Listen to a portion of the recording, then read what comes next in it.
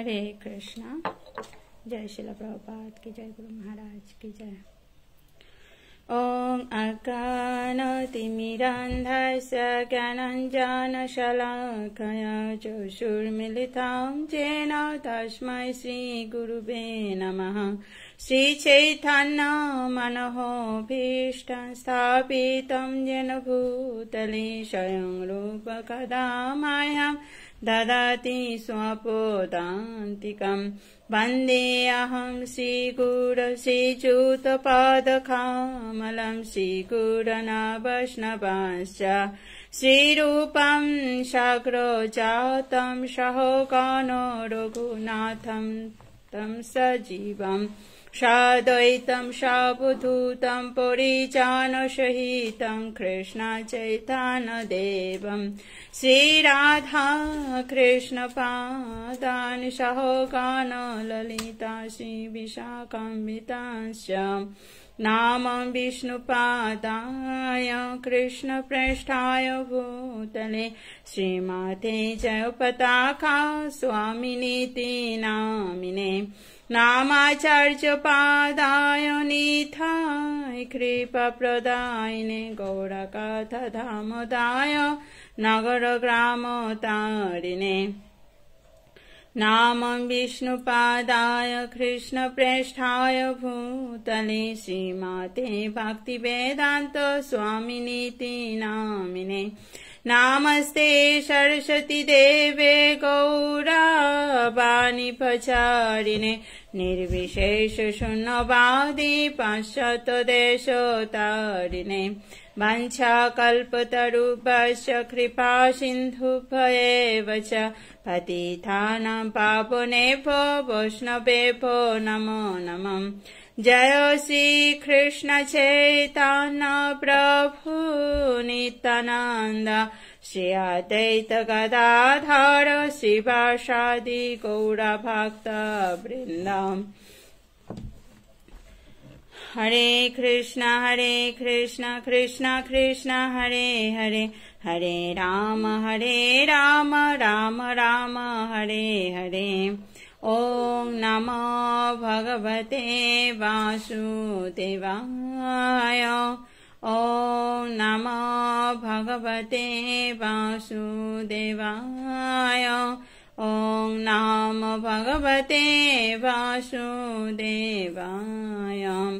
नारायणं नमस्कृतं नरं चैव नरोत्तमं देवीं सरस्वतीं व्यासं ततो जयमुदीरयेत्। नष्टप्रायेषु अभद्रेषु नित्यं भवसेवया भवतीरुत्तमौ श्लोके भक्तिर्भवति नैष्ठिके। मुखां करोति वाचालं पङ्गुलं गायते गिरिं यत्कृपातमहं वन्दे परमानन्दो माधवं श्रीगुरुदीनतारिणं श्रीचैतन्यईश्वरं हरिओं तत्सत्। पूर्वतन आचार्यवर्ग शिल प्रभुपाद गुरु महाराज श्रीपादसुंदर नित्यानंद प्रभु एवं उपस्थित सकल भक्तबृंदे श्री रातुल चरण कमले আমার शास्त्रद प्रणाम। वंशा कल्पतरुभ्यश्च कृपा सिन्धुभ्येव च पतितानां पावनेभ्यो वैष्णवेभ्यो नमः।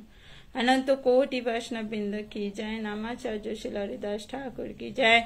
शिला प्रभुपाद की जय। गुरु महाराज की जय। श्रीपादसुंदर नित्यानंद प्रभु की जय। सकल उपस्थित गौर भक्तबृंद की जय। हरे कृष्ण। तो আপনাদের সকলের চরণে আমার বিনম্র প্রণাম নিবেদন করে আপনাদের আশীর্বাদ এবং অনুমতি নিয়ে আজকে শুরু করছি শ্রী শ্রী গৌর পার্শ্বদ চরিতাবলী গ্রন্থ থেকে পাঠ। তো কৃপা রাখবেন। তো আমরা গৌর পার্শ্বদ চরিতাবলী গ্রন্থ থেকে এখন আমরা শ্রবণ করছি শ্রী শ্রী দেবানন্দ পণ্ডিতের কথা। দেবানন্দ পণ্ডিতের শ্রী রাতুল চরণ কমলে আমাদের সশ্রদ্ধ প্রণাম নিবেদন করছি। তো আজকে অত্যন্ত মহিমান্বিত তিথি, তাই না? আজকের তিথি হচ্ছে কি দ্বাদশী তিথি। অদ্বৈত আচার্য প্রভু তার গুরুদেব শ্রী শ্রী মাধবেন্দ্র পুরীপাদের আজকে তিরোভাব তিথি। তো এই তার গুরুদেব যে মাধবেন্দ্র পুরীপাদ যে অদ্বৈত আচার্য প্রভুর গৃহে গুরুদেবের তিরোভাব তিথি উপলক্ষে তিনি কি করেছিলেন? বৈষ্ণব সেবা করিয়েছিলেন, তাই না? আর এই বৈষ্ণব সেবা আজও সেই বৈষ্ণব সেবা চলছে। এবং চৈতন্য মহাপ্রভু বলেছেন যে এই বৈষ্ণব সেবায় যে অংশগ্রহণ করবেন সেই গোবিন্দ প্রেম পাবেন, তাই না?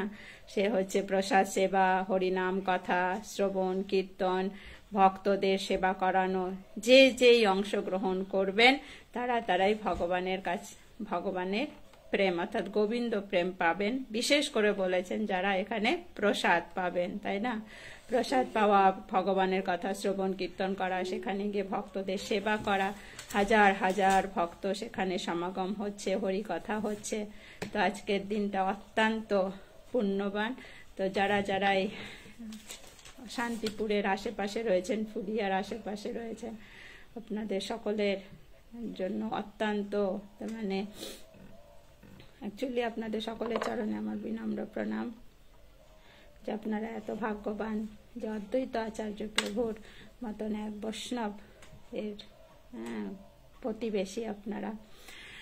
তো যাই হোক, তো আজকে অদ্বৈত আচার্য ঠাকুরের গৃহে যে বৈষ্ণব সেবা হচ্ছে শান্তিপুরে, সেটা হচ্ছে মাধবেন্দ্র পুরীপাদ দের আজকে তিরোভাব তিথি, তার গুরুদেব তিরোভাব তিথি উপলক্ষে হচ্ছে। তো এই মাধবেন্দ্র পুরীপাদ আমাদের এই যে গৌর পার্শ্ব চরিতাবলী আমরা গ্রন্থ পড়ছি, এই গৌর পার্শ্বদের মধ্যে চৈতন্য বৃক্ষের মূল শাখা হচ্ছেন এই মাধবেন্দ্র পুরীপাদ।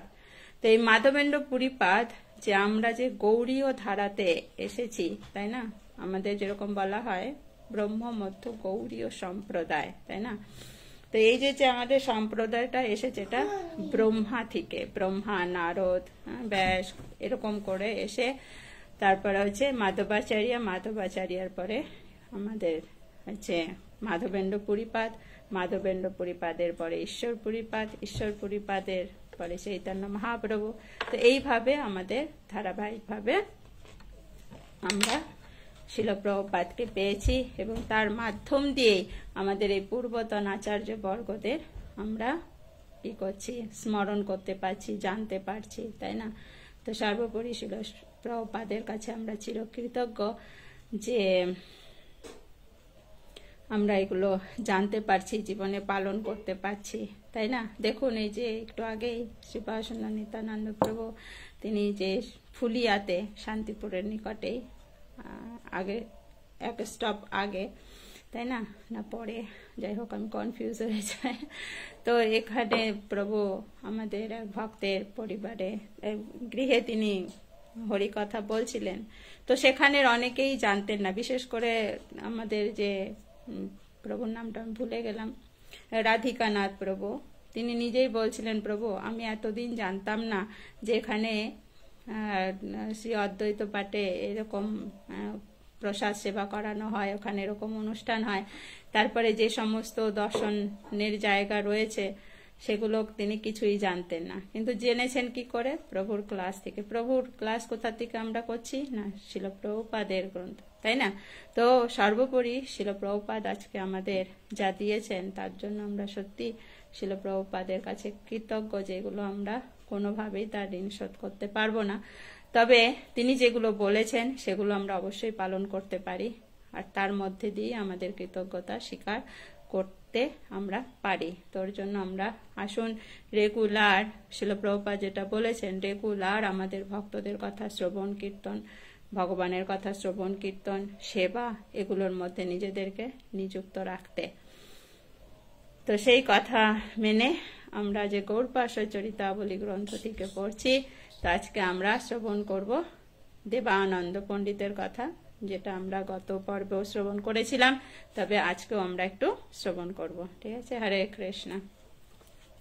তো ক্ষমা করবেন, আমি ক্লাস লিঙ্ক আগে পাঠিয়েছিলাম, সব রেডি হয়ে গেছিল, কিন্তু যখনই ফেসবুক লাইভ দেব তখন দেখছি প্রভুর ক্লাস।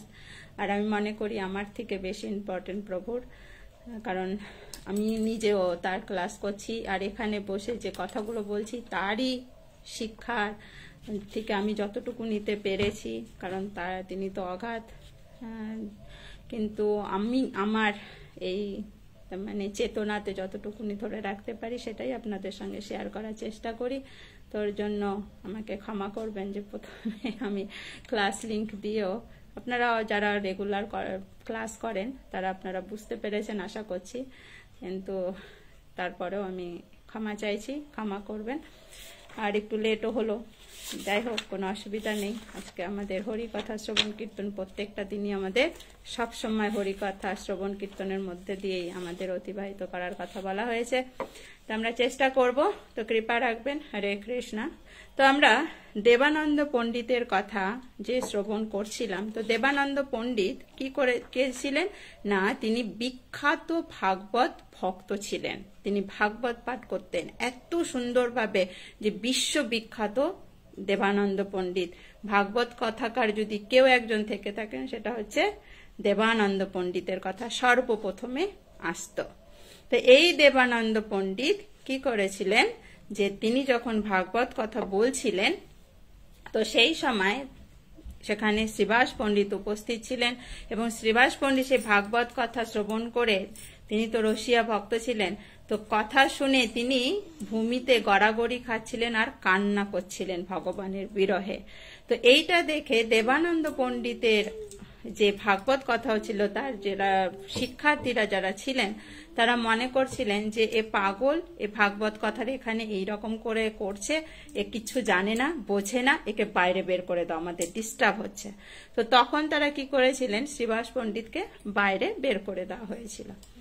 এখন বাইরে বের করে দেওয়ার সময় দেবানন্দ পণ্ডিত ব্যাসাসনে বসে রয়েছেন, তার সামনে এরকম ঘটনা হচ্ছে, তিনি একটা কথাও বলেননি, চুপ ছিলেন। হ্যাঁ, চুপ ছিলেন। তো কি করলেন, শ্রীবাস পণ্ডিত সেখান থেকে ঘরে ফিরে চলে গেলেন, কারণ তাকে আর ভেতরে ঢুকতে দেবে না। তো সেখানে তিনি বসে বসে কান্না করছিলেন, কিছুক্ষণ পরে তিনি ঘরে ফিরে গেছিলেন। এখন এই দেবানন্দ পণ্ডিতের কি হলো, বৈষ্ণব অপরাধ হয়ে গেল। তো সেটা তিনি তারপরে তার কি হয়েছিল, যে তিনি যে ভাগবত কথা বলতেন করতেন, কিন্তু এই বৈষ্ণব অপরাধের ফলে তার সেই রুচি বা ছিল না। পরে তিনি ভাগবত পাঠকে কিভাবে পাঠ করলে পারে ভক্তির উদ্বুদ্ধ হবে, সেইটা জায়গায় তার ব্যাখ্যা যেন ভুল ভাল হতে শুরু করে। তারপরে কি হয়, যে এটা চৈতন্য মহাপ্রভুর জন্মগ্রহণের আগে এই লীলা হয়েছিল। পরে কি হয়েছিল, যে দেবানন্দ পণ্ডিত চৈতন্য মহাপ্রভুর পরে যখন চৈতন্য মহাপ্রভু আবির্ভাব হলেন, তিনি বড় হলেন, তো তিনি একবার কি করছিলেন, রাস্তা দিয়ে যাচ্ছিলেন, আর এই দেবানন্দ পণ্ডিত তখন ভাগবত কথা বলছিলেন। আর চৈতন্য মহাপ্রভু সেই ব্যাখ্যা শুনে তিনি বলছিলেন যে ভুল ব্যাখ্যা হচ্ছে, সঠিক না, একে কে বলেছে যে হচ্ছে বিশ্ববিখ্যাত ভাগবত পাঠক, এ তো সব ভুল বলছেন। তো সেইখানে তিনি বলছিলেন যে ব্যাখ্যা আমরা এখানে সেরকম পুরোটা নেই, সেটা আমরা হচ্ছে ভক্তি রত্নাকার গ্রন্থে আমরা পাবো, আর হচ্ছে চৈতন্য চরিতামৃতে। তো সেখানে বলা হয়েছে যে চৈতন্য মহাপ্রভু দেবানন্দ পণ্ডিত যে ব্যাখ্যা দিয়েছিলেন তার উপরে তিনি বলছেন এগুলো সব ভুল ব্যাখ্যা হচ্ছে। মূলত হচ্ছে কেউ যদি ভক্তের যে ভাগবত পাঠ করে ভক্তি যদি না জাগরিত হয়, তাহলে সেই ভাগবত পাঠ বৃথা। আর ভাগবত পাঠ করে ভাগবতকে আমরা আস্বাদন করতে পারবো তখনই যখন আমরা ভগবানকে মানবো, তাই না? ভগবানকে মানবো, ভগবানকে ভালোবাসবো, তখন এটা আমরা হৃদয়ঙ্গম করতে পারবো। তাছাড়া আমরা কখনো হৃদয়ঙ্গম করতে পারবো না। মেন উদ্দেশ্য থাকতে হবে কৃষ্ণকে আমরা কি করে ভালোবাসতে পারি। এইটা শিখার জন্য যদি আমরা ভাগবত নিয়ে বসি, তাহলে হচ্ছে ভাগবত পাঠের সার তত্ত্ব আমরা হৃদয়ঙ্গম করতে পারবো, না হলে আমরা পারবো না। তারপর আবার বললেন, তো এই যে ভাগবত পাঠে যে আমরা ভগবানকে ভালোবাসবো, ভাগবত পাঠ শ্রবণ করব, তো এইটা হৃদয়ঙ্গম করতে গেলে আমাদের কি করতে হবে? ভক্ত ভাগবতের সেবা করতে হবে, কারণ ভক্তের মাধ্যম দিয়ে ভাগবতকে আমরা আস্বাদন করতে পারবো। যেরকম পরীক্ষিত মহারাজ সুখদেব গোস্বামীর কাছ থেকে আস্বাদন করেছিলেন। তো সুখদেব গোস্বামী ছিলেন হচ্ছে কি বক্তা আর হচ্ছে পরীক্ষিত মহারাজ ছিলেন শ্রোতা। তার মানে তিনি হচ্ছেন শ্রবণ করছেন। তো এই যে ভক্ত ভাগবত যদি না বলতেন তাহলে পরীক্ষিত মহারাজ আস্বাদন করতে পারতেন না, আর আমরাও এই পর্যন্ত পেতাম না। তো মূলত হচ্ছে কি, ভাগবতমকে বুঝতে হলে আমাদের প্রথম সেবা করতে হবে কার? ভক্ত ভাগবতে। এখন চৈতন্য মহাপ্রভু এই বলে তিনি চলে যান, তাই না, রাস্তা দিয়ে চলতে থাকেন। তো এই যে দেবানন্দ পণ্ডিত এই কথাগুলো শুনেছিলেন, তারপরেই একদিন কি হলো যে বক্রেশ্বর পণ্ডিত তিনি কি করলেন, এক নৃত্য যে অনুষ্ঠান হয়েছিল সেখানে তিনি কি করবেন না, নৃত্য করবেন, তাই না, নৃত্য করছিলেন। দেবানন্দ পণ্ডিতকে দেখলেন সেখানে সংকীর্তন হচ্ছে এবং বক্রেশ্বর পণ্ডিত নৃত্য করছেন। তো তার নৃত্যের ভঙ্গিমা, অর্থাৎ তিনি এত ভাব, কারণ তিনি তো ভাব স্তরের ভক্ত ছিলেন, তো এত সুন্দর ভাব নিয়ে তিনি নৃত্য করছিলেন, দেবানন্দ পণ্ডিত দেখে মুগ্ধ হয়ে গেছিলেন। মুগ্ধ হয়ে যাওয়ার পরে এখন এই দেবানন্দ পণ্ডিত কি করলেন, বক্রেশ্বর পণ্ডিতের যেন কোনো রকম অসুবিধা না হয় তিনি চারিদিকে কি করলেন, লাঠি নিয়ে একটা ছড়ি নিয়ে দাঁড়িয়ে থাকলেন আর সবাইকে মানে সাইড দিতে বললেন, একটা পুরো সার্কেলের মতন করে দিলেন যাতে তার কোনো রকম অসুবিধা না হয়। তিনি একটা ছড়ি হাতে নিয়ে দাঁড়িয়ে থাকলেন। তো এই যে ভক্ত ভাগবতের সেবা করার ফলে কি হলো, দেবানন্দ পণ্ডিতের যে ভক্তের চরণে অপরাধ করেছিল সেইটা খণ্ডন হয়ে গেল, তাই না। তো এই পর্যন্ত আমরা ছিলাম। তো আজকে আমরা তারপরের থেকে শ্রবণ করব। তা আসুন শ্রবণ করি। হরে কৃষ্ণ, কৃপা রাখবেন। তা এখন বলছেন যে এইভাবে সেদিন দেবানন্দের ভক্ত সেবা হলো। তারপরে বলছেন, কুলিয়ায় আইলেন বৈকুণ্ঠ ঈশ্বর। চৈতন্য ভাগবতের অন্তলীলা 3য় অধ্যায়ের 345 নম্বর শ্লোক। নীলাচল হতে কুলিয়ানগরে মহাপ্রভুর শুভাগমনে ভক্তদের আনন্দের সীমা রইল না। মহাপ্রভুর শ্রীচরণ দর্শনের জন্য সকলে আসতে লাগলেন। পূর্বে যারা প্রভুর চরণে অপরাধ করেছিলেন, তো এই ঘটনাটা কোথায় হয়েছিল? পুরীতে। পুরীতে বক্রেশ্বর পণ্ডিত ভগবানের রথের সামনে তিনি জগন্নাথের সামনে তিনি নৃত্য করেছিলেন, তাই না। তা বলছেন যে তারপরে কি হলো, নীলাচল হতে কুলিয়া গ্রামে অর্থাৎ নবদ্বীপে তিনি কি করলেন, মহাপ্রভুর আগমন হলো। তো এই আগমনে সমস্ত ভক্তরা আসলেন মহাপ্রভুকে দর্শন করার জন্য। পূর্বে যারা প্রভুর চরণে অপরাধ করেছিলেন তারাও প্রভুর কাছে এসে ক্ষমা প্রার্থনা করলেন। কারণ সন্ন্যাস গ্রহণ নিয়ে চৈতন্য মহাপ্রভু যখন পুরীতে চলে গেছিলেন, তো তার আগে, সন্ন্যাস গ্রহণের আগে অনেকে চৈতন্য মহাপ্রভুকে অনেক কটূক্তি করতেন, বলতেন, ব্যঙ্গোক্তি করতেন। তো তারা তখন বুঝতে পারেননি, তাই না, বুঝতে পারেননি। তো এখন দেখছেন যে তো মহাপণ্ডিত হয়ে গেছেন, তো তিনি সন্ন্যাস, তিনি অনেক প্রচার করে, তিনি ভগবানের মতন হয়ে গেছে। তো তখন তারা কি করলেন, সকলে এসে, যে যখনই শুনেছে সে আবার এসেছে নদিয়াতে, তো তখন তারা কি করছিলেন, সকলে মিলে মহাপ্রভুকে দর্শন করতে আসছিলেন। অনেকে ক্ষমা চাইছিলেন যারা এরকম ভুল করেছে, তাই না। তোর জন্য আমাদের এখান থেকে মহাপ্রভুর এই লীলা থেকে আমরা বুঝতে পারছি আমাদের কারো চরণে কাউকে কখনো কটাক্ষ বা নিন্দা, ব্যঙ্গোক্তি এগুলো আমাদের করা উচিত নয়। কারণ কে কখন, কারণ চৈতন্য মহাপ্রভুকে তারা এরকম করেছে, কারণ নিমাই সে প্রচন্ড দুষ্টু ছিল, তাই না, প্রচন্ড দুষ্টু ছিল। তাকে একবারে পুরো, কেউ গঙ্গা স্নান করে আসতো, ধুলো ছিটিয়ে দিতেন। তারপরে হচ্ছে যেখানে সমস্ত, আগে তো হাঁড়িতে করে, মাটির হাঁড়িতে করে রান্না হতো, তো যেখানে উচ্ছিষ্ট ফেলতো সেখানে গিয়ে নিমায়ের খেলাধুলা, তাই না, কোন মানে প্রচন্ড দুষ্টুমি ছিল। এখন এইগুলো দেখে তার প্রতি তো আর শ্রদ্ধা মানে তাদের ছিল না। তো পরে যখন বড় হলো, তারপরে দেখলো যে সে যায়, টোলে যায়, আসে, তার মধ্যে দিয়ে আবার বন্ধুদের সঙ্গে গিয়ে গঙ্গা স্নানে গিয়ে এরকম বদমাইশি করতো। তো যাই হোক, এগুলো দেখে তারা কখনো কি করেনি যে চৈতন্য মহাপ্রভু যে এই রকম একটা সন্ন্যাস গ্রহণ করে তিনি যে এত বিশ্বে জুড়ে যে তিনি প্রচার করবেন বা এত ভক্ত করবেন, এইরকম তার মহিমা তারা তো প্রথমে বুঝতে পারেননি, তাই না? তোর জন্য আমাদের জীবনে আমরা বুঝতে পারি না কে কখন কিভাবে কোন স্তরে চলে যাবে, আমরা কেউই জানি না, তাই না? তোর জন্য আমাদের সকলকেই সম্মান করতে হবে, তাই না? সকলকে, যে প্রত্যেকটা জীবকে আমাদের সম্মান করতে হবে। তার জন্য এখন এখানে বলছেন যে মহাপ্রভু সকলকে ক্ষমা করে সদুপদেশ দিতে লাগলেন। তো সকলে এসে ক্ষমা চাইলেন, ক্ষমা চাওয়ার পরে কি করলেন, সকলকে তিনি সৎ উপদেশ দেওয়া শুরু করলেন। এমন সময় দেবানন্দ পণ্ডিত মহাপ্রভু শ্রীচরণ দর্শনে এলেন। দণ্ডবৎ দেবানন্দ পণ্ডিত করিয়া রহিলেন একভিতে সংকোচিত হইয়া। তো দেবানন্দ পণ্ডিত তখন কি করলেন, যে দেখছেন চৈতন্য মহাপ্রভু সকলকে ক্ষমা করে দিচ্ছেন, তো তখন তিনি কি করলেন, এসে তিনি প্রণাম করলেন এবং এক কোণাতে, তাই না, রহিলেন এক ভিতে সংকোচিত হইয়া, তিনি ভয়ে ভীত হয়ে এক কোণার দিকে তিনি রইলেন। মহাপ্রভুকে দণ্ডবৎ করে দেবানন্দ পণ্ডিত সংকুচিত হয়ে এক পাশে দাঁড়িয়ে রইলেন। প্রভু তখন তাকে বলতে লাগলেন, তুমি যে আমার প্রিয় বক্রেশ্বরের সেবা করেছ তাতেই আমি সন্তুষ্ট হয়েছি। সেই সেবার ফলে তুমি আমার কাছে আসতে পেরেছ। বক্রেশ্বর কৃষ্ণের পূর্ণ শক্তি, যে তাকে সেবা করে সে কৃষ্ণ কৃপা লাভ করে। মহাপ্রভুর একথা শুনে ভক্তি গদগদ চিত্তে দেবানন্দ বলতে লাগলেন, তুমি ঈশ্বর, জীব উদ্ধারের জন্য নবদ্বীপে অবতীর্ণ হয়েছ। আমি পাপী, দৈবদোষে তোমার শ্রীচরণ সেবা করি নাই। তোমার অহৈতুকী কৃপা থেকে একদিন বঞ্চিত ছিলাম।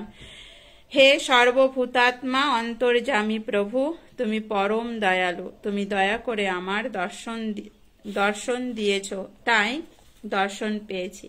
হে করুণাময়, আমাকে কিছু সৎ উপদেশ প্রদান করুন ও ভাগবতের কি ব্যাখ্যা করব কৃপা করে আমায় বলে দাও। দেবানন্দ পণ্ডিতের বাক্য শুনে মহাপ্রভু বলতে লাগলেন। তো দেবানন্দ পণ্ডিত চৈতন্য মহাপ্রভুর কাছে এসে ক্ষমা চাইলেন এবং তিনি বললেন, চৈতন্য মহাপ্রভু যখন বললেন যে দেবানন্দ, আমি তোমাকে অলরেডি ক্ষমা করে দিয়েছি, কারণ তুমি আমার এক ভক্তকে কষ্ট দিয়েছিলে আর এক ভক্তের সেবা করেছ, তাই না? আর এই বক্রেশ্বর পণ্ডিত সে হচ্ছে আমার শক্তি, তাই না, শক্তি। তো সে যখন তার সেবা তুমি করেছো, ভগবান অলরেডি তোমাকে ক্ষমা করে দিয়েছেন। তো এখন দেবানন্দ পণ্ডিত চৈতন্য মহাপ্রভুর কাছে প্রার্থনা করলেন, হে করুণাময়, হে কৃপা অহৈতুকী কৃপা, তিনি বললেন যে আপনি জীব উদ্ধারের জন্য অবতীর্ণ হয়েছেন। আমি পাপী, দৈবদোষে তোমার শ্রীচরণ সেবা করি নাই। তোমার অহৈতুকী কৃপা থেকে এতদিন বঞ্চিত ছিলাম। হে সর্বভূতাত্মা অন্তর্যামী প্রভু, তুমি পরম দয়ালু। তুমি দয়া করে আমায় দর্শন দিয়েছ, তাই দর্শন পেয়েছি। তো ভগবান দয়া করে, কৃপা করে যদি আমাদেরকে দর্শন দেন, তবেই আমরা দর্শন করতে পারবো, তাছাড়া সম্ভব নয়, তাই না? হে করুণাময়, আমাকে কিছু সদুপদেশ প্রদান করো ও ভাগবতের কি ব্যাখ্যা করব কৃপা করে আমায় বলে দাও। দেবানন্দ পণ্ডিতের কথা বাক্য শুনে মহাপ্রভু বলতে লাগলেন, কি বলতে লাগলেন, আসুন আমরা শুনি। শুনিবি ভাগবতে এই বাখা নিবা, ভক্তি বিনা আর কিছু মুখে না নিবা। আদি মধ্য অন্তে ভাগবত এই কয়, বিষ্ণু ভক্তি নিত্য সিদ্ধ অক্ষয় অব্যয়। তো বলছেন ভাগবত পাঠ তুমি যে করবে, তো এই ভাগবত পাঠ করে ভক্তি বিনা আর কিচ্ছু মুখে আনবে না। কি করে আমাদের ভক্তি বর্ধিত হবে, কি করে ভক্তি বর্ধিত করা যাবে, তাই না? এইটা বিনা আর কোন রকম ভাগবতের ব্যাখ্যা করবে না। আদি মধ্য অন্ত ভাগবত এই কয়, তার মানে ভাগবতের প্রথম হোক, মধ্যম হোক, অন্ত হোক, যেখান থেকেই আমরা পাঠ করি না কেন, একটাই উদ্দেশ্য থাকতে হবে যে ভাগবত পড়ে যাতে আমাদের ভক্তি মার্গে যেন আমরা উন্নতি হতে পারি, তাছাড়া আর অন্য কিছু উদ্দেশ্য যেন না থাকে। বিষ্ণু ভক্তি নিত্য সিদ্ধ অক্ষয় অব্যয়। তো বিষ্ণু ভক্তি হচ্ছে নিত্য সিদ্ধ, এটা অক্ষয়, অব্যয়, এর কোনো ইয়ে নেই, ক্ষয় নেই। তো এইভাবে চৈতন্য মহাপ্রভু কি বলতে লাগলেন, দেবানন্দ পণ্ডিতকে বলছেন। তো এর থেকে আমরা বুঝতে পারি যে আমরা যে ভাগবত পাঠ শ্রবণ করছি, পড়ছি, তাই না, তো এইটা হচ্ছে প্রথমতই আমাদের ভক্তির উদ্দেশ্য।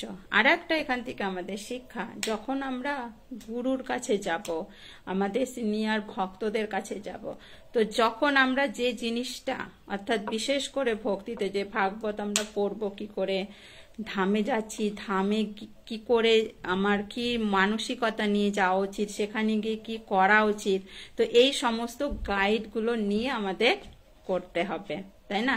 এই না যে আমার পকেটে পয়সা আছে, চলো, শুনেছি নবদ্বীপে মায়াপুরে গেলে, ওখানে গেলে নাকি ভগবানের ধাম, গেলে পুণ্যি হয়, গেলাম, ঘুরে চলে এলাম। যেরকম বেশ কিছুদিন আগে আমরা যাচ্ছিলাম বাসে করে, গোবর্ধনে যাচ্ছিলাম রাধাকুণ্ডে। তো সেই বাসেই কলকাতার কিছু ভক্ত, অর্থাৎ কর্মী জগতের, কারণ কথাবার্তা, তাদের পোশাক আদি সমস্ত কিছু দেখে বুঝতে পারলাম। তো আমরা দাঁড়িয়ে রয়েছি বাসের মধ্যে, তারাও দাঁড়িয়ে রয়েছে, কারণ ওই বাসে অধিকাংশই দাঁড়িয়ে থাকতে হয়, কয়েকটা সিট আছে। তো যাই হোক, তো আমরা দাঁড়িয়েছিলাম। তো তিনি ফোনে বলছেন যে শুনেছিলাম বৃন্দাবনে এলে পুণ্যি হয়, তো এসেছি, ভালোই লাগছে, কিন্তু অনেক টাকা নিয়ে আসতে হবে, না হলে পরে বৃন্দাবনে ঘুরে মজা নেই, খুব টাকা খরচা হচ্ছে, খুব টাকা খরচা হচ্ছে, না হলে মজা নেই। এই এখন যাচ্ছি, রাধাকুণ্ডে যাচ্ছি, একটা রাধাকুণ্ডে গিয়ে ওই পুকুরে গিয়ে একটা ডুব দেব। তো এই রকম ভাবে কথোপকথন চলছে ফোনে, যে আবার আসবো, এরপরে হচ্ছে অনেক টাকা নিয়ে আসতে হবে, এরকম অনেক খরচা আছে, এই আছে সেই আছে। তো এই যে শুধু যে খরচা আছে, আমি এই করব, এই কথা, কিন্তু এখানে যে অনর্গল ভক্তির মার্গের এত সাধু সন্তদের দেখা যাচ্ছে, কি ভালো লাগছে, পরিক্রমা করেছি, এই দর্শন করেছি, সত্যি অসাধারণ, এই কথা কিন্তু একটাও তার মুখে, আমি যতক্ষণ ছিলাম বাসের মধ্যে, যতক্ষণ তিনি ফোনে ছিলেন, একটা কথাও শোনা যায়নি। কেন? কারণ তিনি জানেন বৃন্দাবনে গেলে আমার পুণ্য হবে, কিন্তু বৃন্দাবনে কেমন মনোভাব নিয়ে আসা উচিত সেটা তিনি জানেন না। বৃন্দাবনে এলে কিভাবে আমাদের চলা উচিত, কিভাবে মানে সেবা করা উচিত, কি মনোভাব থাকা উচিত, সেটা তিনি জানেন না, তাই না। তো ওর জন্য উনি ভেবেছেন এটা একটা টুরিস্ট জায়গা, যাব, ব্যাস ঘুরবো ফিরবো, এই করব, মস্তি করব, চলে আসবো, তাই না। তো এরকম হচ্ছে আমাদের। তো বলা হয়েছে এইভাবে গেলে পারে আমরা ধাম, যদিও সেখানে আমরা স্মরণ করলেই আমরা কৃপা পাই, তাই না। তো সেখানে গিয়েছি, অবশ্যই কৃপা পাবো, কিন্তু ধামের উদ্দেশ্য যে মূল কৃপা, সেইটা আমরা হৃদয়ঙ্গম করতে পারবো না। যেরকম ভাগবত পাঠ, দেবানন্দ পণ্ডিত হচ্ছেন একবারে পুরো নাম্বার ওয়ান, তিনি ভাগবত প্রবক্তা ছিলেন, কিন্তু তিনিও বুঝতে পারেননি। কেন? কারণ তিনি মেন জিনিসটাই ভুল করেছেন, যে ভাগবতকে হৃদয়ঙ্গম করতে হলে ভক্তকে আগে কি করতে হবে, ভক্ত ভাগবতের সেবা করতে হবে। তো ভক্ত ভাগবতে যেখানে অপমান হচ্ছে, সেটাই তিনি কি করছেন, মুখ বন্ধ করে সহ্য করেছেন। অর্থাৎ তিনি তাহলে ভাগবতমের কি বুঝলেন? আমরা দেখি দশম স্কন্ধে যে আমরা এখন পড়ছি, ভগবান কিভাবে তার ভক্তদের সেবা করছেন, তাই না। কিভাবে, রাত নাই দিন নাই, শুধু দশম স্কন্ধে কেন, আমরা তো ঈশেও প্রথম স্কন্ধেও তো আমরা দেখেছি, তাই না। দ্রৌপদীকে কিভাবে ভগবান সহায়তা করেছেন, যখন পঞ্চপাণ্ডব বনবাসে গিয়েছিলেন, তাই না, পঞ্চপাণ্ডব বনবাসে গিয়েছিলেন, দুর্বাসা মুনি 10,000 তার শিষ্যদেরকে নিয়ে গেছেন, দুর্যোধন পাঠিয়ে দিয়েছেন যাতে তিনি অভিশাপ পান। আর তারা কি করেছেন, সমস্ত প্রসাদ পেয়ে তাদের কাছে একটা যে পাত্র ছিল, অক্ষয় পাত্র, সেই অক্ষয় পাত্র, তার মানে যতক্ষণ দ্রৌপদী খাবে না ততক্ষণ পর্যন্ত ওই অক্ষয় পাত্রের, তার মানে যত ভক্তদেরই প্রসাদ দিক না কেন, সেটা থেকে ফুরাবে না। কিন্তু একবার যদি দ্রৌপদীর প্রসাদ পাওয়া হয়ে যায়, তাহলে পরে সেটার থেকে আর, তার মানে সেই দিনে আর সেখান থেকে প্রসাদ হবে না।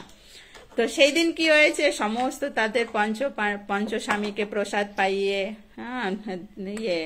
দ্রৌপদী নিজেও প্রসাদ পেয়ে পাত্রটাকে সুন্দর করে ধুয়ে তিনি শুকানোর জন্য উপর করে রেখে দিয়েছেন। আর এই সময় কি করেছেন, দুর্বাসা মুনি 10,000 ভক্তদেরকে নিয়ে চলে এসেছেন। যুধিষ্ঠির মহারাজ দেখে তো ভয় পেয়ে গেছেন, কারণ যুধিষ্ঠির মহারাজকে বলেছেন। আর যুধিষ্ঠির মহারাজ তাদের পঞ্চপাণ্ডবদের একটা রীতিই ছিল সাধু বৈষ্ণবদের সেবা করা, দেখেছেন। আর তখন দুর্বাসা মুনি বলছে যে আমরা খুব ক্ষুধার্ত, আমরা যুধিষ্ঠির মহারাজ আমরা কিছু প্রসাদ পেতে চাই, আমরা শুনেছি তুমি এখানে রয়েছ, দুর্যোধন আমাদেরকে পাঠিয়েছে, তো এই রাস্তায় পরিশ্রান্ত হয়ে গেছি, আমরা খুব ক্ষুধার্ত, তুমি প্রসাদের ব্যবস্থা করো। তো যুধিষ্ঠির মহারাজ দেখলেন কি জানি আমরা তো প্রসাদ পেয়ে নিয়েছি, দ্রৌপদী এতক্ষণে পেয়ে ফেলেছেন বোধহয়। তো উনি কি করলেন টেকনিক্যালি, যে ঠিক আছে মহারাজ, হাত জোর করবে, মহারাজ ঠিক আছে আপনারা স্নান করে আসুন, আমি ব্যবস্থা করছি। এখন যুধিষ্ঠির মহারাজ যখন কুঠিয়ায় এলেন, এসে শুনছেন কি দ্রৌপদী অলরেডি প্রসাদ পেয়ে মানে পাত্রটাকে ধুয়ে মুছে সুন্দর করে রেখে দিয়েছেন।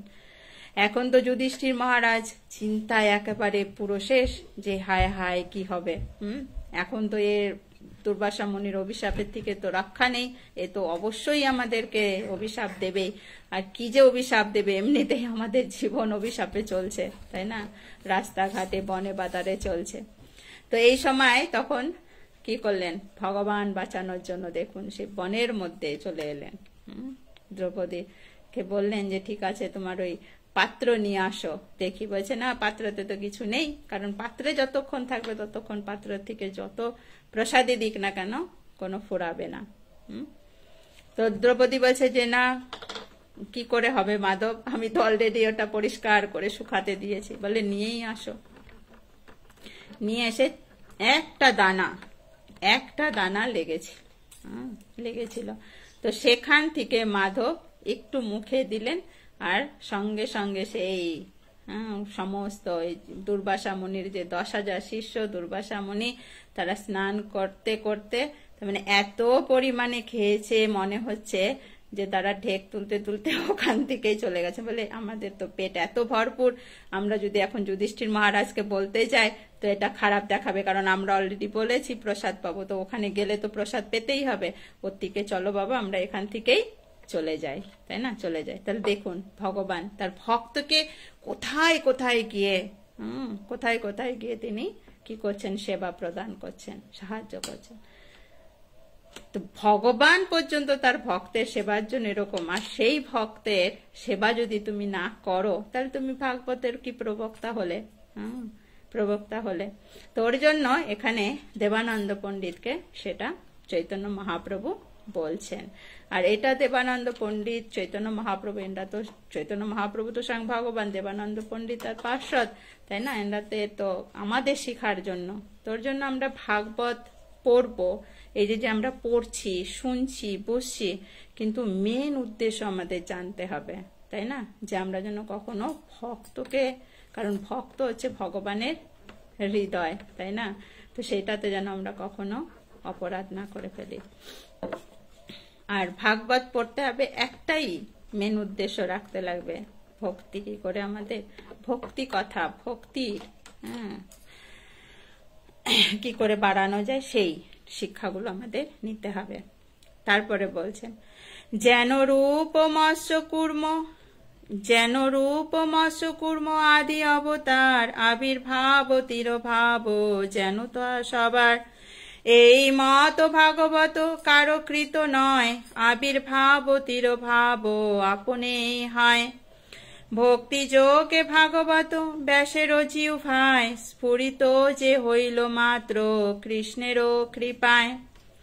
ঈশ্বরেরও তত্ত্ব যেন বুঝনে না যায়, এই মত ভাগবত সর্বশাস্ত্রে গায়। ভাগবত বুঝি হেন যারও আছে জ্ঞান, সেই না জানয় ভাগবতেরও প্রমাণ। অজ্ঞ হই ভাগবতে যে লয় শরণ, ভাগবত অর্থ তার হয় দর্শন। প্রেমময় ভাগবত শ্রীকৃষ্ণের অঙ্গ, তাহলে কহেন যত গোপ কৃষ্ণ রঙ্গ। তো ভগবান এখানে চৈতন্য মহাপ্রভু বলছেন যে ভাগবতের মহিমা এটা উনি বর্ণনা করছেন, তাই না? যে ভাগবত হচ্ছে সাধারণ কিছু নয়, যেরকম আমরা 10 অবতার রয়েছে, 10 অবতারের কথা আমরা ভাগবতম থেকে পাই। তো এই 10 অবতার ভগবান নিজে, তাই না? ভগবান নিজে হচ্ছে আবির্ভাব, তিরোভাব। এই যে একবার আবির্ভাব হচ্ছে, তিরোভাব হচ্ছে, যেরকম সত্য যুগেই আমরা দেখেছি যে ভগবান কয়েকবার এসেছেন, মৎস্য, কুর্ম, বরাহ, তাই না, নৃসিংহ। এই যে একটা যুগে এতবার তিনি এসেছেন, তাই না? দাপর যুগে, ত্রেতা যুগে রামচন্দ্র, দাপর যুগে কৃষ্ণ, তাই না, কলি যুগে চৈতন্য মহাপ্রভু। কিন্তু এক সত্য যুগেই অনেকবার ভগবান এসেছেন। তো বলছেন যে ভগবান হচ্ছেন চিন্ময় পুরুষ, তিনি এই জগতে তার ইচ্ছা মতন যখন খুশি তিনি আবির্ভূত হতে পারেন, অবতরণ করতে পারেন। তার কোনো শেষ, শুরুও নেই, শেষও নেই, তাই না? তিনি সব সময় আসতে পারেন। তাই বলছেন যে এই ভক্তি যোগে ভাগবত, তা এই যে ভগবানের যে আবির্ভাব, তিরোভাব, হ্যাঁ, এগুলো এমনি এমনি ভগবানের ইচ্ছা মতনই হচ্ছে, ভগবান চেয়েছেন দেখে হচ্ছেন। তারপরে এই যে ভাগবত এনে হচ্ছেন গ্রন্থ ভাগবত, যে আমাদের কাছে এটা হচ্ছে স্বয়ং ভগবানের শরীর, তাই না? যেরকম আমরা পদ্মপুরাণ থেকে ভাগবতমের প্রণাম মন্ত্রে আমরা যে 12 স্কন্ধ রয়েছে, তো চরণকে, 2 চরণকে ভাগবতমের 2 চরণ, ভাগবতমের 2 স্কন্ধকে ভগবানের 2 চরণ বলা হয়েছে, তাই না? 2 চরণ বলা হয়েছে। তারপরে কি বলা হয়েছে যে উরু, হ্যাঁ। তো এটা শ্লোকটা এটা রয়েছে যে কি, যে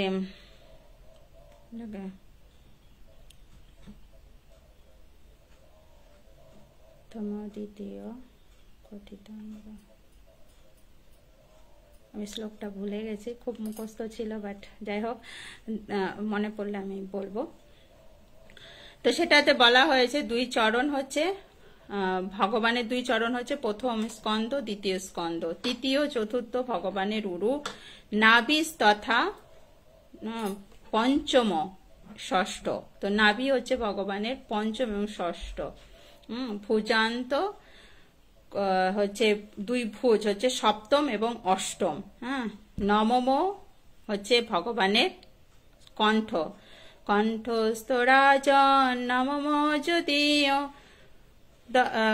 মুখারবিন্দম দশম প্রফুল্লম, দশম স্কন্ধ হচ্ছে ভগবানের মুখমণ্ডল। একাদশম ললাট পট্টম, তো একাদশ হচ্ছে ভগবানের ললাট। তারপরে হচ্ছে 12 স্কন্ধ হচ্ছে ভগবানের শির।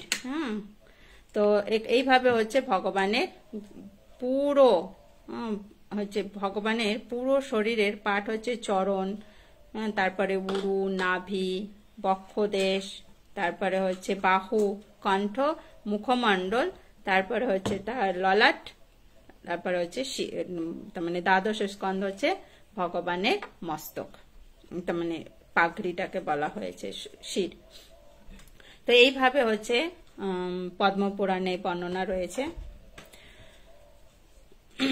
তো এখানে চৈতন্য মহাপ্রভু দেবানন্দ পণ্ডিতকে তাই বলছেন যে এই যে ভাগবত, এটা হচ্ছে ভগবানের পুরো অঙ্গটাই হচ্ছে ভাগবত।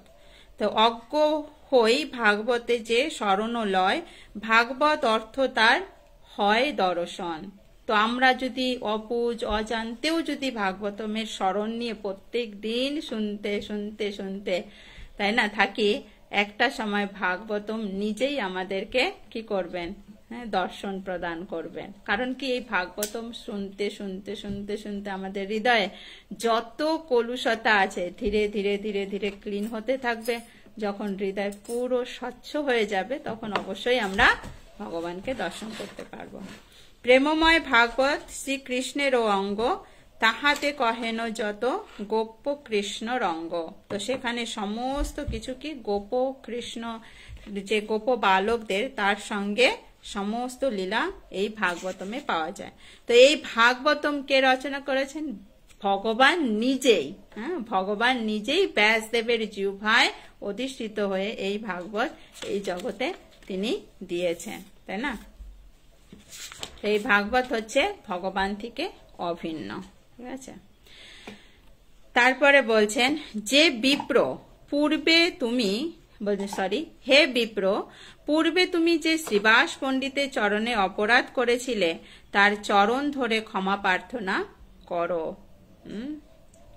তো বলছেন যে তুমি হচ্ছে পূর্বে শ্রীবাস পণ্ডিতের, অলরেডি বক্রেশ্বর পণ্ডিতের সেবা করে তার ক্ষমা হয়ে গেছে, বাট যেহেতু শ্রীবাস পণ্ডিতের চরণে তিনি অপরাধ করেছিলেন, তো শ্রীবাস পণ্ডিতের কাছে তার ক্ষমা চাইতে হবে। আর এই যে তার চেতনা ফিরেছে, দেবানন্দ পণ্ডিতের চেতনা ফিরেছে কেন? কারণ সে হচ্ছে হরিকথা শ্রবণ করেছেন। অর্থাৎ আমরা ভাগবতম পড়ার থেকে শ্রবণ করা বেশি গুরুত্বপূর্ণ, তাই না? ওর জন্য আমাদের পঞ্চাঙ্গ ভক্তির মধ্যে প্রথমটাই কি দিয়েছে?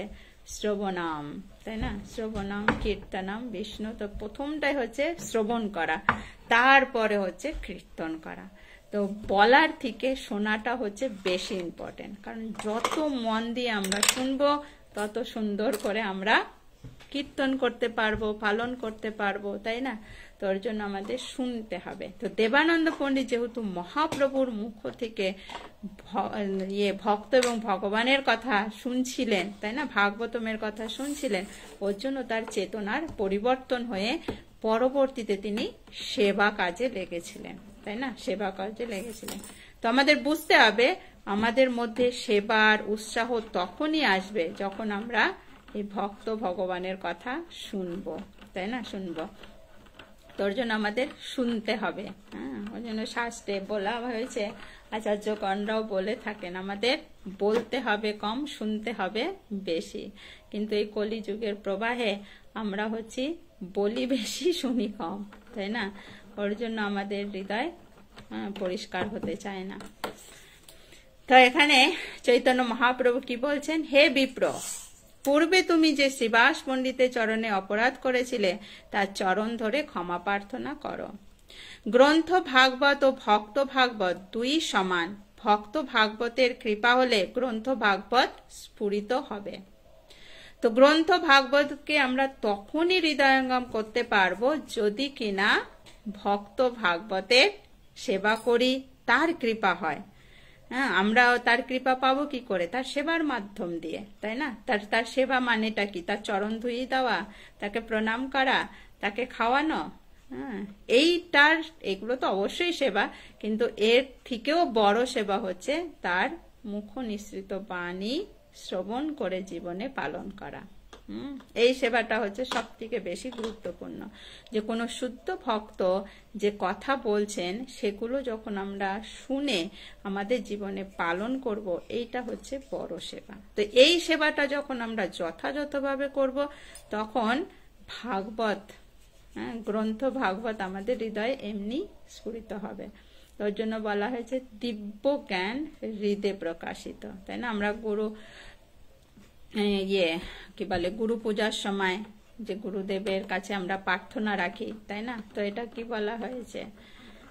যে দিব্য জ্ঞান হৃদয়ে প্রকাশিত, শ্রী গুরু চরণ পদ্ম কেবলি ভকতি সদ্ম, আর না করি হো মনে আশা।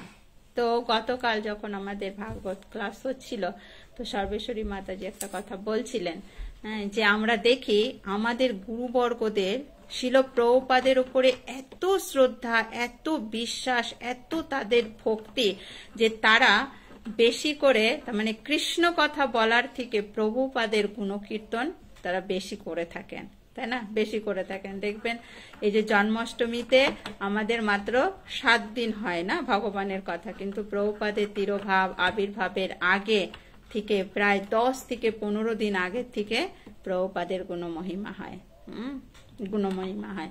তো এটা কেন কি? কারণ ভগবান তার নিজের কথার থেকেও তার ভক্তের কথা শুনতে বেশি ভালোবাসেন, বেশি ভালোবাসেন।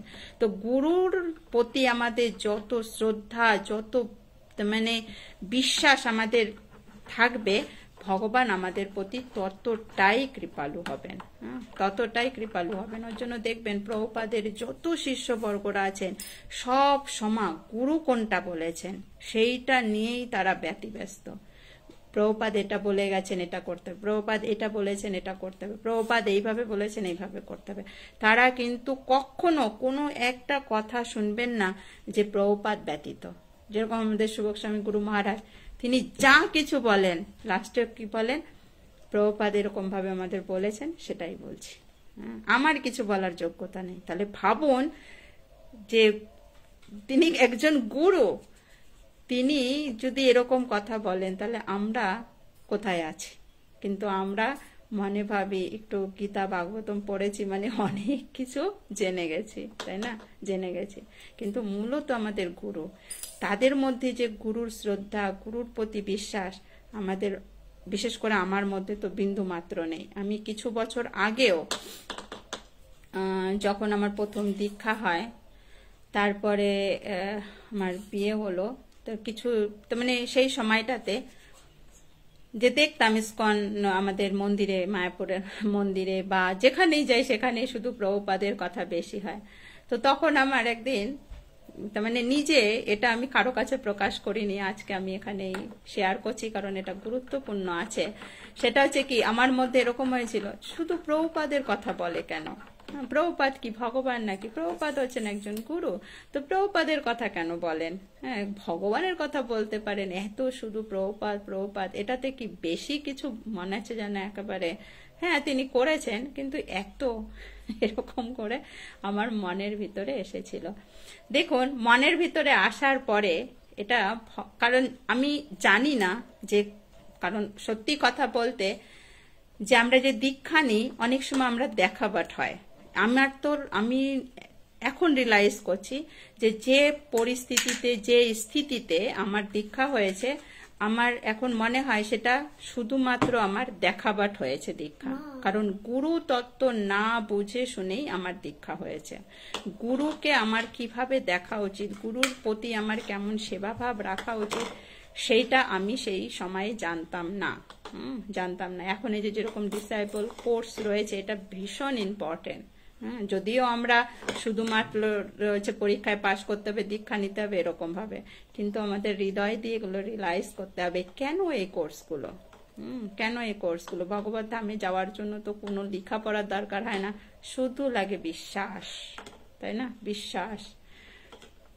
তো এই বিশ্বাসটাকে জোগানোর জন্যই আমাদের এত কিছু করানো, তাই না? এত কিছু করানো। তোর জন্য আমাদের গুরুর প্রতি অগাধ বিশ্বাস রাখতে লাগবে। যেরকম আমি আগেও বলছিলাম, ভক্তিচারু স্বামী গুরু মহারাজ তিনি বলছিলেন দীক্ষা অনুষ্ঠানে, সকলকে জিজ্ঞাসা করছিলেন, তোমাদের বিশ্বাস আছে যে তোমরা কৃষ্ণের কাছে যেতে পারবে?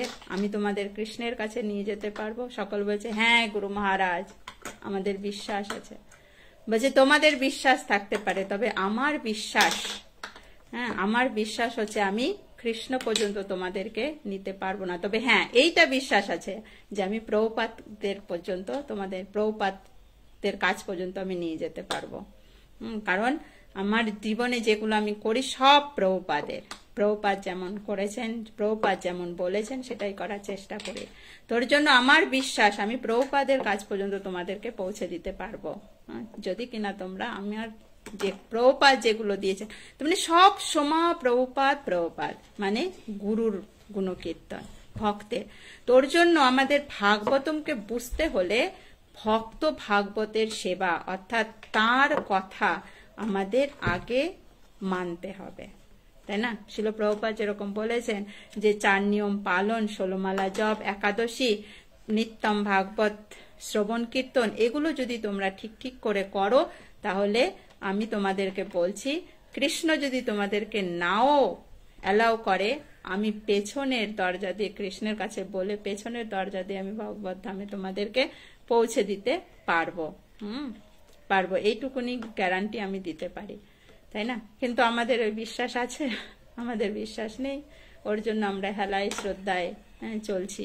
ধর ও আবার কথার কথা, হ্যাঁ এই জগতে থাকতে হলে শুনেছি গুরু ধরতে হয়, নালে হাতের জল শুদ্ধ হয় না, চল হরিনামটা নিয়েই নেই, তাই না?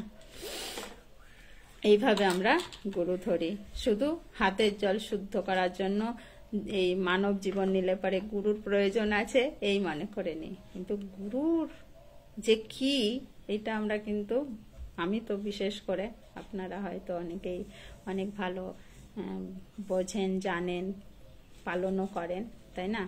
তো এইটা আমাদেরকে বুঝতে হবে। ওর জন্য দেখবেন প্রভুপাদের যত শিষ্যবর্গ আছেন, সকলের শুধু একটাই মুখে দেখবেন প্রভুপাদ প্রভুপাদ। প্রভুপাদ এই বলেছেন, প্রভুপাদ এই করেছেন, প্রভুপাদ এই বলেছেন, এটা করতে হবে, প্রভুপাদ এইভাবে করতেন, শুধু প্রভুপাদের গুণকীর্তন। কেন? কারণ এই প্রভুপাদের গুণকীর্তন করেছেন দেখেই, গুরুর প্রতি তাদের এত অগাধ বিশ্বাস দেখেই আজকে তারা সকলে কি এক একজন মহাত্মা হতে পেরেছেন, তাই না? গুরু হতে পেরেছেন, ভাগবতমকে বুঝতে পেরেছেন, হৃদয়ে ধারণ করেছেন। ওর জন্য মৃত্যু সজ্জাতে বসে বসেও তারা শ্রবণ কীর্তন করছেন। আর আমাদের ওই অগাধ বিশ্বাস নেই দেখে কিছু একটু হলেই আহারে উহুড়ে করে বিছনায় গিয়ে চুপচাপ একবারে পূজা পাঠ জপ তপ সব ছেড়ে দিয়ে বিশ্রাম নিতে থাকি, তাই না? মানে যেন ডাক্তারই বাঁচিয়ে দেবে, ডাক্তারের উপরে ভরসা করি, তখন আর ভগবানের প্রতি ভরসা করি না। যখন আমাদের অর্থের অভাব হয় তখনও ভগবানের উপরে ভরসা করি না। তখন দেখা গেল এই যে কোনো কাজে যে অফার দিচ্ছে সেটা যদি পাপ কর্ম হয় সেটাই আমরা করতে, হ্যাঁ ভগবান কি আর খাওয়াতে আসবে, আমাকেই খেতে হবে আমারটা করে, তাই না? তো এইভাবে আমরা তখন পাপ কাজেও লিপ্ত হয়ে আমরা অর্থ উপার্জন করে ইন্দ্রিয় তৃপ্তি করছি। তোর জন্য আমাদের এই বিশ্বাস আনতে হবে গুরুর চরণে, ভক্তদের চরণে, তাই না? বিশ্বাস আনতে হবে, তাদের সেবা করতে হবে। এই সেবার মাধ্যম দিয়ে আমাদের হৃদয়ে ভগবত ভক্তির হৃদয় হবে, ভাগবতমকে হৃদয়ঙ্গম করতে পারবো। তো সেই কথাই এখানে বলা হচ্ছে। তারপরে বলছেন ভক্ত ভাগবতের কৃপা হলে গ্রন্থ ভাগবত স্ফুরিত হবে। তো এই যে শিল প্রভুপাদকে আমাদের বর্তমান গুরুবর্গরা এত সেবা করেছেন, এত সুন্দরভাবে সেবা করেছেন, প্রভুপাদ খুশি, তাই না? প্রভুপাদ খুশি। দেখুন আমাদের যে আমার যে গুরুদেব শ্রী শ্রী জয়পতাকা স্বামী গুরু মহারাজ, তো প্রভুপাদ তাকে বলেছিলেন যে তুমি মায়াপুরটাকে এরকম ভাবে তুমি করবে, তাই না? এরকম ভাবে করবে। তো তিনি প্রাণপণ দিয়ে মৃত্যু শয্যার সঙ্গে, তার মানে যাকে বলে মৃত্যুর সঙ্গে পাঞ্জা লড়ে তিনি সেটা করার প্রয়াস করছেন। বলেছেন 50,000 শিষ্য গ্রহণ করতে হবে জয় পতাকা, তাই না? তো তিনি সেটাও করেছেন। এখনো পর্যন্ত বলেন, গুরু মহারাজের ক্লাসে শুনবেন যে প্রভুপাদ উনি মিলাতে থাকেন, প্রভুপাদ তাকে কি কি অর্ডার দিয়েছেন, তিনি কি কি করতে পেরেছেন, কি কি এখনো করা হয়নি, কি কি করা হয়নি। তো এখনো পর্যন্ত গুরু মহারাজ বলেন যে এখনো আমি ফুলফিল করতে পারিনি, প্রভুপাদের কথা আমি সব এখনো ফুলফিল করতে পারিনি। তাহলে ভাবুন গুরুরকে কত ভালোবাসেন। তো তার হৃদয়ে ভগবান প্রকট হবে না তো আমাদের হৃদয়ে হবে, তাই না? আমাদের হৃদয়ে হবে। তারা দিন রাত যাকে বলে 24 আওয়ার্স, যারা শুধু প্রভুপাদকে খুশি করার জন্য প্রয়াস করছেন, গুরুকে খুশি করার জন্য প্রয়াস করছেন। আর সদ্গুরু কি কৃষ্ণ অনুশীলনটাকেই মেন ধরেন, তাই না? কি করে গ্রন্থ প্রচার করা হবে, কি করে ভক্তদেরকে সহায়তা করতে হবে, মন্দির বানাতে হবে যাতে আরো সব ভক্তরা এসে সেখানে এসে ভক্তি করতে পারে, জীব উদ্ধার হবে, তাই না? এটাই, এই না যে গুরু হচ্ছে কি শুধু পকেটে ভরছে আর সেই গুরুদেবের আমি সেবা করছি না, ওই গুরুদেবের কথা শাস্ত্রে বলা হয়নি। আমরা এর আগেও আমাদের যে নরোত্তম বিলাস থেকে আমরা শ্রবণ করেছি যে গুরুর কিরকম কোয়ালিটি থাকা উচিত, তাই না? তো এগুলো করে আমাদের গ্রন্থ ভাগবতকে যদি আমরা হৃদয়ে মানে স্ফুরিত করতে চাই তাহলে আমাদের ভক্ত ভাগবতের সেবা করতে হবে। আর সেই সেবার মেনটাই হচ্ছে তাদের কথা আমাদের পালন করতে হবে। তো শিল প্রভুপাদের যে সমস্ত বাণী তিনি দিয়ে গেছেন সেগুলো যদি আমরা অক্ষরে অক্ষরে পালন করি, যেমন মঙ্গল আরতি, 4 নিয়ম পালন, তারপরে হচ্ছে কি প্রত্যেক নিত্যম ভাগবত সেবা, প্রত্যেক দিন ভাগবত গীতা এগুলো শ্রবণ করতে হবে, কীর্তন করতে হবে, প্রসাদ পেতে হবে, তাই না? কোনো হিংসা রাখা যাবে না। তো এইগুলো যদি আমরা কন্টিনিউ করতে থাকি, হ্যাঁ, কন্টিনিউ যদি খুব সুন্দরভাবে করতে পারি, তাহলে দেখবেন আমরা নিজেরাই বুঝতে পারবো যে আগের থেকে আমার চেতনা এখন কত পরিবর্তন, তাই না? আর এরকম পরিবর্তন হলে তখন হৃদয়ে তো ভগবান অবশ্যই আসবেন, তাই না? তাই বলছেন যে কৃপা হলে গ্রন্থ ভাগবত স্ফুরিত হবে। দেবানন্দ তৎক্ষণাৎ শ্রীবাস পণ্ডিতের চরণে লুটিয়ে পড়ে ক্ষমা চাইলেন। এটা ইজি নয়। এই যে দেবানন্দ পণ্ডিত শ্রীবাস পণ্ডিতের চরণে লুটিয়ে পড়ে ক্ষমা চাইতে পারলেন কেন?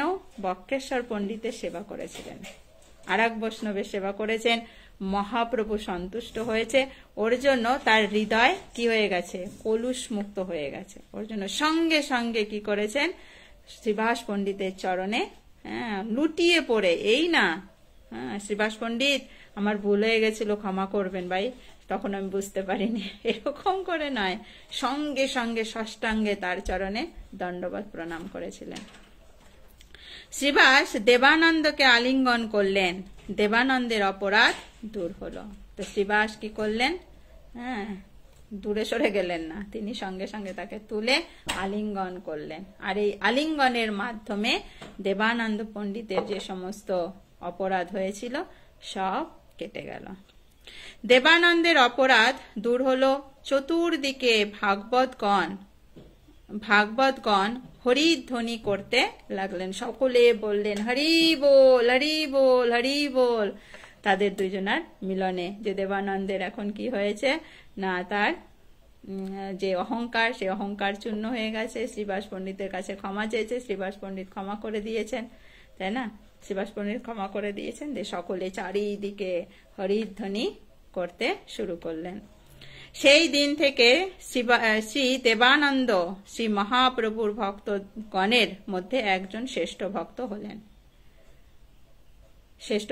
তাহলে দেখুন, এই যে ভক্তের চরণে অপরাধ করে ভক্ত যখন গ্রহণ করলেন, তখন চৈতন্য মহাপ্রভুর পার্শ্বদের একজন হলেন।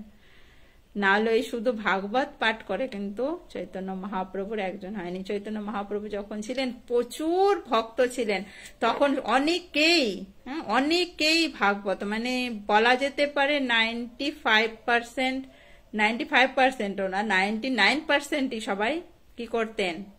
সব বেদ, পুরাণ, ভাগবত এগুলো নিয়ে চর্চা করতেন। কারণ তখন তো পণ্ডিতদের সময় ছিল, তারা অনর্গল সকলে এরকম করে কি করেছেন? পাঠ করতেন। আর সকলে এসে সন্ধ্যা সকালে তারা শ্রবণ করতেন। কিন্তু কজনার নাম এসেছে যারা যারা ভগবান এবং ভক্তের সেবার মধ্যে নিযুক্ত ছিলেন, তাদের কথাই ভাগবতমে এসেছে, তাই না? গ্রন্থে এসেছে। ওর জন্য ভক্ত ভাগবতকে আমরা যত সম্মান করতে পারবো, তার সেবা করতে পারবো, ততই আমরা ভগবানকে জানতে পারবো। কারণ ভগবানকে জানতে হলে ভক্তকে জানতে হবে, ভক্তকে জানতে হলে ভগবানকে জানতে হবে। তো দুইজনকেই আমাদের জানতে হবে, তবে আমরা বুঝতে পারবো। ঠিক আছে? পৌষ কৃষ্ণই একাদশী তিথিতে দেবানন্দ পণ্ডিতের তিরোভাব দিবস। তো তারপরে তিনি এই তিথিতে তিরোভাব করেন। তো এই বলে আমাদের গৌড় পার্শ্বদের দেবানন্দ পণ্ডিতের কথা এখানে বিশ্রাম।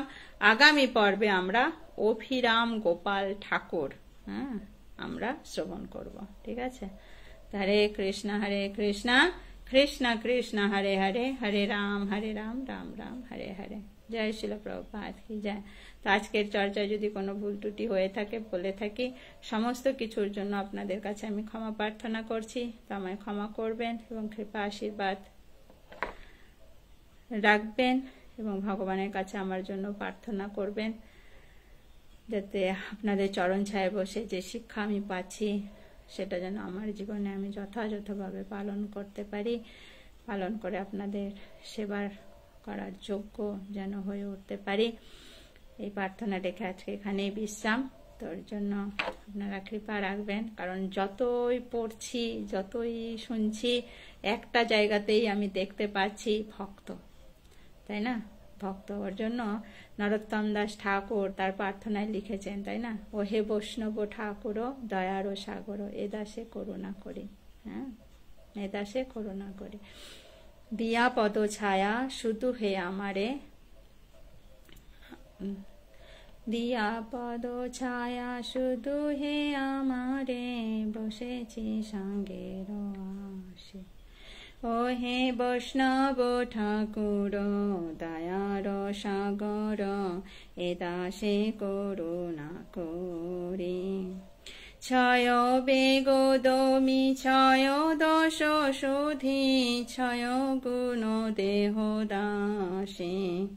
ছয়, আমাদের মধ্যে যে যে ছয়টা যে অনর্থ রয়েছে, এটাও যদি আমরা দূর করতে চাই, তাও কার কাছে যেতে হবে? বৈষ্ণবের কাছে, তাই না? তো যা কিছুই হোক না কেন বৈষ্ণব, তো আপনারা সকলেই বৈষ্ণব বৈষ্ণবী। তো আপনাদের কাছে আমি প্রত্যেক দিন প্রার্থনা রাখি, প্রত্যেক মুহূর্তে প্রার্থনা রাখি, আপনারা কৃপা রাখবেন, আপনাদের চরণ ছায়ায় রাখবেন।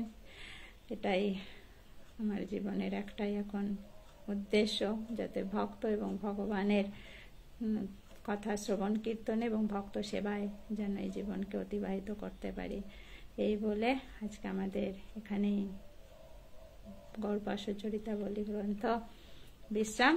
আগামী পর্বে আমরা শুনব শ্রী অভিরাম গোপাল ঠাকুরের কথা। বঞ্ছা কল্পতরুভ্যশ্চ কৃপা সিন্ধুভ্যেব চ পতিতানাং পাবনেভ্যো বৈষ্ণবেভ্যো নমঃ। अनंत कोटि वैष्णव बिंद की जय। नमाचार्य श्री हरिदास ठाकुर की जय। श्रील प्रभुपाद की जय। गुरु महाराज की जय। कृपा सुंदर नित्यानंद प्रभु की जय। सकल उपस्थित गौर भक्त बिंद की जय। हरे कृष्ण। तो असंख्य असंख्य धन्यवाद। जय माधवेंद्र पुरी पादेर तिरुभाव तिथि महामहोत्सव की जय। हरे कृष्ण। আপনারা রাখবেন আমাকে আপনাদের চরণ ছায়, অন্তরাওরা মাতাজি সকলেই রাখবেন আমাকে, কারণ আপনারা রাখলে তবেই আমি থাকতে পারবো। নাহলে আমার যা দুর্মতি, তাই না, সদা মানে সারাক্ষণ দুর্মতি নিয়ে চলছি। তো আপনাদের চরণ ছায় আপনারা যদি রাখেন, আপনাদের ছায়া প্রদান করে, তাহলেই হয়তো এই দুর্মতির আছে না, যে যখন কেউ খারাপ করে, তাই না, খারাপ একজন মানুষ, কিন্তু সকলে যখন তাকে গাইড দেওয়া হয়, তখন তার বদ অভ্যাসগুলো ধীরে ধীরে চলে গিয়ে সুন্দর একটা স্বভাবের তৈরি হয়ে যায়, তাই না, তৈরি হয়ে যায়। যেরকম এর আগে আমি শেয়ার করেছিলাম যে প্রভুপাদের এক শিষ্য, তাই না, সে হচ্ছে চোর ছিল, গিয়েছে ও প্রভুপাদের ঘড়ি চুরি করতে, যে ঘড়ি চুরি করব চলে আসবো।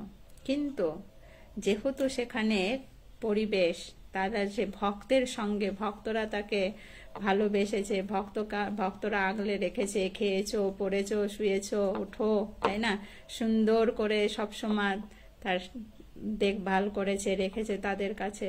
আর তারপরে কি, প্রভুপাদের একটা কথায় তার হৃদয়ে লেগে গেছে, ভালো আছো, তাই না, তো পুরো জীবনটাই বদলে গেল, চোর থেকে হয়ে গেল ভক্ত। তোর জন্য আমাদের আমার মধ্যে যে দুর্মতি, দুর্চিন্তা, দুঃস্বভাব, চরিত্র সবই আমার খারাপ, তাই না, মন্দ ভাগ্য, মন্দ বুদ্ধি, মন্দ, অবশ্য ভাগ্যটাকে আমি মন্দ বলবো না, কারণ এই কারণে যেহেতু আপনাদের মতন ভক্তের সঙ্গ পেয়েছি, শ্রীপাদসুন্দর নিত্যানন্দ প্রভুর মতন একজন বৈষ্ণবের সান্নিধ্য পেয়েছি, ভক্তি করার সুযোগ পেয়েছি, তো ওর জন্য আমি ভাগ্যটাকে মন্দ বলবো না, বাট আমার বুদ্ধি হচ্ছে মন্দ, তাই না। তো ওর জন্য আপনাদের ছায়ায় আমায় রাখবেন। তো আপনাদের সদ্গুণাবলী আমার মধ্যে এসে হয়তো কোনো একদিন আপনাদের মতন হয়ে উঠতে পারবো। হরে কৃষ্ণ কৃষ্ণ কৃষ্ণ হরে হরে, হরে রাম রাম রাম হরে হরে। জয় শিল প্রভুপাদ কি জয়। হরি বল। তো আমি এবার শুধু ফেসবুক লাইভে আসবো, শুধুমাত্র চৈতন্য মহাপ্রভু শিক্ষা নিয়ে শ্রবণ করার জন্য।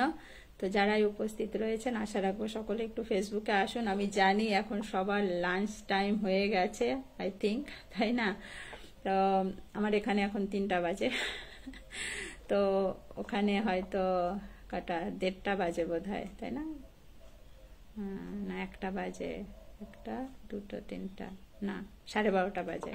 তো ঠিক আছে, লাঞ্চ টাইমে রান্না হচ্ছে, যাই হোক রান্না করছেন আর আমার একটু বকবগানি শুনেন, যদিও আমার কথা না, এগুলো শাস্ত্রের কথা। তো আমরা রান্না করতে করতে ভগবান ভক্তের কথা শুনবো, তাই না? শুনতে শুনতে আমরা রান্না করব।